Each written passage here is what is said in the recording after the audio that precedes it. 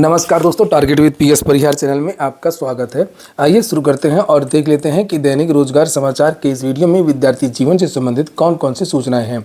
तो वीडियो को जल्दी से लाइक कर दें, शेयर कर दें। जिन छात्रों ने चैनल को अभी भी सब्सक्राइब न किया हो तो जल्दी से सब्सक्राइब कर लें ताकि आप लोगों को इसी प्रकार की ऑथेंटिक अपडेट्स सबसे पहले मिलती रहें।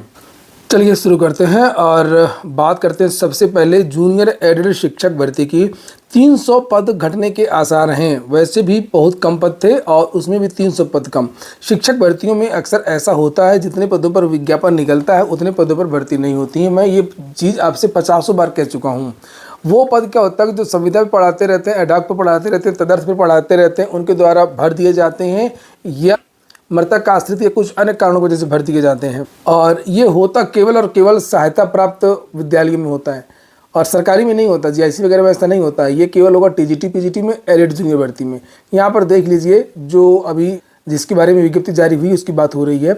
लिखा है कि वर्ष 2021 में प्रधानाध्यापक के 390 और सहायक अध्यापक के 1507 पदों सहित कुल 1897 पदों के लिए ये परीक्षा हुई थी। 1897 में जो जानकारी निकल करके आ रही है कि टोटल लगभग 1600 के आसपास पद हो सकते हैं। ये देखिए, पहले यह था कि 1897 यानी कि लगभग 1900 के आसपास पद और अब 1600 और 1507 की जगह जानकारी निकल करके आ रही है कि 1262 पद होते हैं, पद पर भर्ती हो सकती है सहायक अध्यापक की और 255 पदों पर प्रधानाध्यापक की भर्ती हो सकती है। इसमें कुछ नियमावली भी एक आ गई है कि 100 से कम बच्चे हैं तो वहाँ पर प्रधानाध्यापक का पद नहीं रहेगा। इस वजह से भी प्रधानाध्यापक के कुछ पद समाप्त कर दिए गए हैं। वहीं पर बताया जा रहा है कि ये पद भर जाएंगे, उसके बावजूद भी बहुत सारे शिक्षकों की कमी रहेगी। लेकिन 3049 एडेड जूनियर हाई स्कूल हैं, इसमें शिक्षकों की भारी कमी है। नीचे लिखा हुआ है कि 2021 की विज्ञप्ति जारी होने से शिक्षकों की थोड़ी सी उम्मीद जगी है और विद्यालयों में वैकेंसी के हिसाब से तय होगा आरक्षण। तो कल एक नई विज्ञप्ति जारी हुई है फिर से। उसमें जानकारी दी गई है कि 3 नवंबर से विभागीय वेबसाइट पर सारा विवरण अपलोड रहेगा और रिजल्ट भी आपको दोबारा देखने को मिल जाएगा जो विद्यार्थी रिजल्ट नहीं देख पाए हैं। ऑनलाइन आवेदन की प्रक्रिया 15 नवंबर से 5 दिसंबर तक चलेगी। इसके बाद डॉक्यूमेंट वेरिफिकेशन चरण प्रक्रिया चरणबद्ध तरीके से पूरी की जाएगी। 4 साल बाद शुरू हो रही ये भर्ती न केवल हजारों बेरोजगार शिक्षकों के लिए अवसर लेकर के आई है, बल्कि प्रदेश के एडेड जूनियर हाई स्कूलों में शैक्षणिक व्यवस्था को भी नई दिशा देने की उम्मीद जगा रही है। 25 करोड़ की आबादी है और लगभग 1200 पदों पर भर्ती हो रही है। शिक्षा सेवा चयन आयोग के बारे में भी सूचना दी गई है। ऊपर यहाँ पर कॉलम देख सकते हैं, लिखा चयन आयोग के अध्यक्ष पद के लिए 67 आवेदन आ चुके हैं। आवेदकों में एक प्रमुख सचिव स्तर के अधिकारी हैं। नवंबर में नए अध्यक्ष की नियुक्ति की उम्मीद है, नवंबर लास्ट में। और आप समझ सकते हैं जब नवंबर में की लास्ट में उम्मीद जताई जा रही है तो कैसे आपकी टीजीटी हो पाएगी और कैसे आपका टेट का नोटिफिकेशन जारी हो पाएगा। तो भैया इस साल कुछ नहीं होना है। मैं पहले भी कह चुका हूँ, भले ही अधिकारी आश्वासन देते हैं, समाचार पत्र में रोज़ सूचना निकल करके आती हैं, लेकिन जो जानकारी मिल रही है, जो चीज़ें देखी जा रही हैं, जो गतिविधियाँ घट रही हैं, उस हिसाब से ये स्पष्ट हो चुका है कि इस साल शिक्षा सेवा चयन आयोग का कुछ भी नहीं होगा और स्थायी चेयरमैन आ जाए वही एक बड़ी बात है। इसमें लिखा है वही सब बातें कि उत्तर प्रदेश शिक्षा सेवा चयन आयोग के नए अध्यक्ष के नाम पर नवंबर महीने में मुहर लगने की उम्मीद है और इस पद के लिए 67 लोगों ने आवेदन किया है। प्रमुख सचिव स्तर के एक आईएएस अफसर ने भी इस पद के लिए आवेदन किया, जिनका नाम दावेदारों में प्रमुखता से लिखा जा रहा है। वह 31 अक्टूबर को सेवानिवृत्त हो रहे प्रोफेसर कीर्ति पांडेय के बाद आयोग के अध्यक्ष पद के लिए 21 अक्टूबर तक आवेदन मांगे गए थे। इस दौरान कुल 67 लोगों के आवेदन किए जाने की बात कही जा रही है। इस पद के लिए निर्धारित योग्यता के अनुसार प्रमुख सचिव स्तर के प्रशासनिक अधिकारी ही आवेदन कर सकते हैं और इनके अलावा वर्तमान ये पूर्व कुलपति 3 वर्ष तक प्रशासनिक पद पर कार्य रखने का अनुभव रखने वाले न्यूनतम 10 वर्ष से प्रोफेसर भी आवेदन कर सकते हैं जिनका कार्यकाल हो चुका हो। तो अब यही है, देखते हैं। लिखा है इसमें साफ साफ लिखा हुआ कि 1 माह में नियुक्ति होगी। ये देखिए लिखा है यहाँ पर साइड में, 1 माह में नए अध्यक्ष की नियुक्ति की संभावना है। वहीं पर 29,000 शिक्षक भर्ती की भी सूचना है। ये भी बहुत पुरानी भर्ती है, लेकिन 12 नवंबर तक आपत्तियां मांगी हैं। वेबसाइट पर भर्तियों की सूची जारी कर दी गई है। करीब 8 साल बाद उच्च प्राथमिक विद्यालयों में विज्ञान और गणित विषय के 29,334 सहायक अध्यापकों की भर्ती। वर्ष 2013 के मामले में विज्ञापन के साथ याचिकाकर्ताओं की सूची और समय सारणी जारी करने के बाद वेबसाइट पर अभ्यर्थियों की सूची बृहस्पतिवार को जारी कर दी गई है।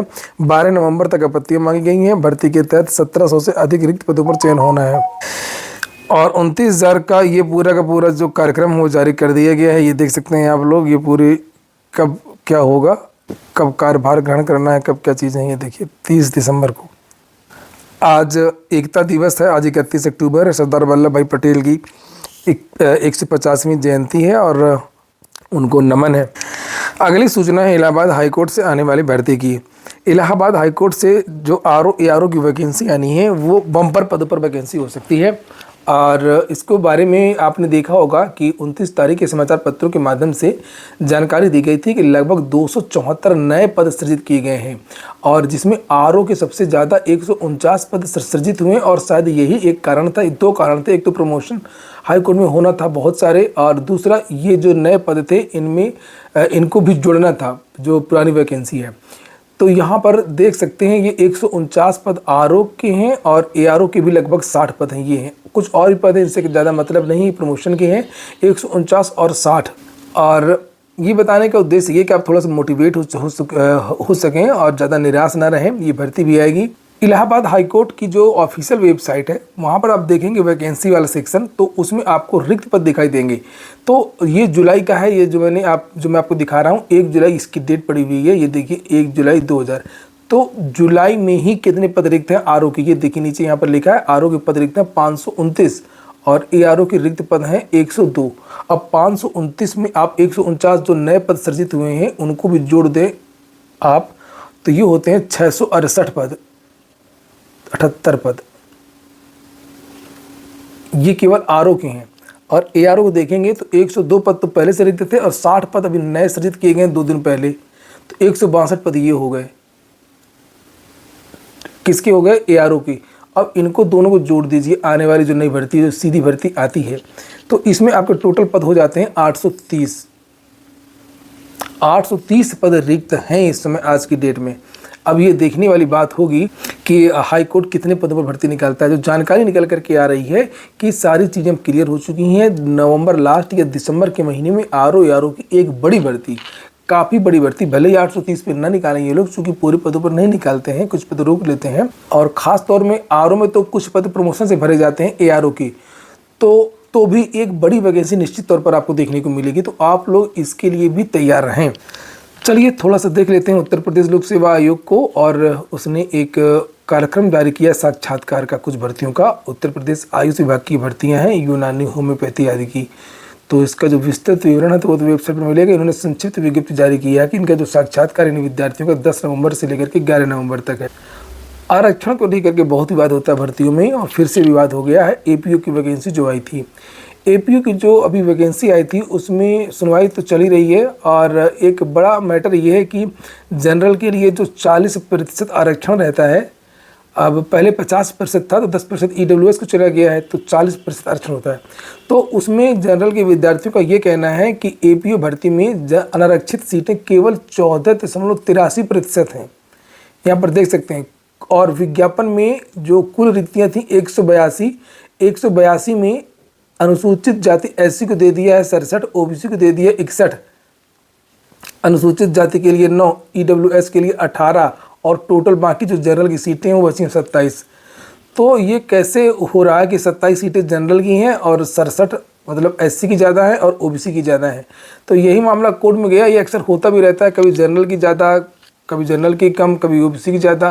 तो इसके बारे में जब भी नोटिफिकेशन जारी हो तो वो उसका स्पष्टीकरण दें कि इसमें बैकलॉग की सीटें जोड़ी गई हैं कि कैसे क्या किया गया है। तो छात्रों का यही कहना है कि इसमें जो है सर्वोच्च न्यायालय द्वारा निर्धारित अधिकतम आरक्षण 50% की सीमा का उल्लंघन है। और ये भी कहा गया है कि सर्वोच्च न्यायालय ने बार बार कहा कि आरक्षण की सीमा विज्ञापित कुल रिक्तियों के 50% से अधिक नहीं हो सकती। चलिए फटाफट कुछ देख लेते हैं न्यूज। और रेलवे में अप्रेंटिस की 1896 पदों पर भर्तियां निकली हुई हैं, तो इसके लिए भी आवेदन कर सकते हैं 2 नवंबर तक। ONGC में भी आवेदन मांगे गए हैं अप्रेंटिसशिप के लिए 2623 पदों पर। 6 नवंबर इसकी लास्ट डेट है। 18 से 24 के बीच के युवा आवेदन कर सकते हैं। सेबी में वैकेंसी आई है 110 पदों पर। असिस्टेंट मैनेजर के 28 नवंबर तक आवेदन कर सकते हैं।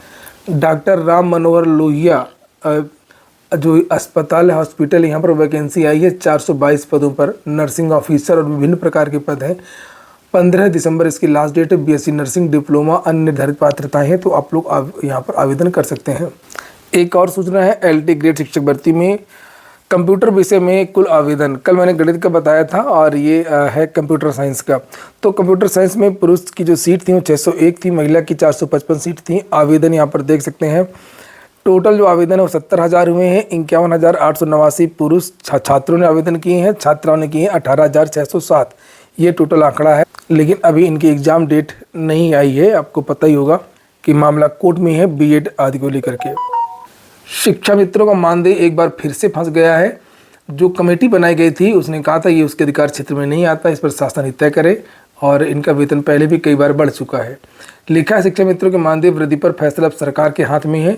शिक्षा मित्रों के मानदेय में वृद्धि के मामले में अब सरकार ही निर्णय लेगी। वृद्धि पर विचार करने के लिए गठित समिति ने अपनी रिपोर्ट तैयार करके शासन को भेज दी है। समिति ने रिपोर्ट में स्पष्ट कहा कि शिक्षा मित्रों को मानदेय बढ़ाने का निर्णय उसके अधिकार क्षेत्र में नहीं आता। बात सही है, कैबिनेट इस पर फैसला लेती है और इसलिए इस पर फैसला कैबिनेट या शासन के किसी सक्षम स्तर से ही लिए जाना उचित होगा। और इस तरह से यह मामला एक बार फिर से शासन के पाले में चला गया है। प्रदेश के 1,32,000 परिषदीय विद्यालयों में करीब 1,46,000 शिक्षा मित्र तैनात हैं और सुप्रीम कोर्ट के आदेश के बाद 2017 से ये शिक्षा मित्र 10,000 रुपये मानदेय पर कार्य कर रहे हैं। समिति की रिपोर्ट के अनुसार 7 फरवरी 2000 के शासनादेश के तहत शिक्षा मित्रों को प्रारंभ में 700 रुपये प्रति माह मानदेय दिया गया था और इसके बाद मानदेय में 6 बार वृद्धि की गई है और वर्तमान में यह 10,000 रुपये प्रति माह मानदेय मिल रहा है। योजना प्रारंभ होने के समय में 1,450 रुपये मानदेय की तुलना में अभी तक लगभग 10 गुना वृद्धि भी हो चुकी है। सर्वोच्च न्यायालय द्वारा 25 जुलाई 2017 को पारित आदेश के समय शिक्षा मित्रों का यह मानदेय 35 रुपये प्रति माह था, जिसे बाद में बढ़ाया गया। कुल मिलाकर के यही बताने की कोशिश की गई है कि इनका जो मानदेय वो कई बार बढ़ाया गया है और ये भी बताया गया कि यदि इनका 1,000 रुपये और बढ़ाया जाता है मानदेय तो सरकार को वार्षिक लगभग 107 करोड़ रुपए का एक्स्ट्रा खर्च आएगा। तो यहाँ पर ये नहीं सोचते कि अगर ये जो 1.5 लाख शिक्षा मित्र इनकी जगह अगर सहायक अध्यापक होते परमानेंट तब कितना देना पड़ता। अरे तो कम से कम उतना तो देना चाहिए जितने से किसी शिक्षा मित्र का जीवन चल सके। फिलहाल समिति ने अपनी रिपोर्ट शासन को भेज दी है और अब अगले निर्णय का इंतजार है। विभागीय अधिकारियों के मुताबिक शिक्षा मित्रों की उम्मीद अभी खत्म नहीं हुई है। डीपीओ पद के लिए अर्ता बदली, ये 2 दिन पहले की न्यूज़ है, ये छूट गई थी, इसको भी देख लीजिए। कोई खास चीज़ नहीं है। ये लिखा कि ये भर्ती इसलिए नहीं आ रही थी क्योंकि इसकी नियमावली में बदलाव करना था, काफ़ी दिन से ये वैकेंसी नहीं आई है। तो लिखा है कि सीडीपीओ की पदों भर्ती के लिए अर्ता में बदलाव कर दिया गया है। जिला कार्यक्रम अधिकारी के 7 और बाल विकास परियोजना अधिकारी के 22 पदों पर भर्ती होनी है, लेकिन समकक्ष अर्ता के फेर में भर्ती नहीं हो पा रही है। कैबिनेट ने अब इसको मंजूरी दे दी है। जिला कार्यक्रम अधिकारी के पद पर नियुक्ति के लिए किसी विश्वविद्यालय से समाजशास्त्र, मानव शास्त्र, मनोविज्ञान, अर्थशास्त्र, राजनीति विज्ञान, गृह विज्ञान, समाज कार्य में से किसी भी विषय में स्नातक की डिग्री होनी चाहिए। समकक्षता का जो शब्द था अब उसको हटा दिया गया है। अब बस केवल ये कहा गया कि इनमें से अगर किसी एक से स्नातक है तो आप आवेदन कर सकते हैं। इसी तरीके से बाल विकास परियोजना अधिकारी पद के लिए भी कहा है किसी विश्वविद्यालय समाजशास्त्र या गृह विज्ञान में स्नातक है तो आप आवेदन कर सकते हैं। ये हो गया आज का वीडियो। पूरा वीडियो सुनने के लिए बहुत बहुत धन्यवाद।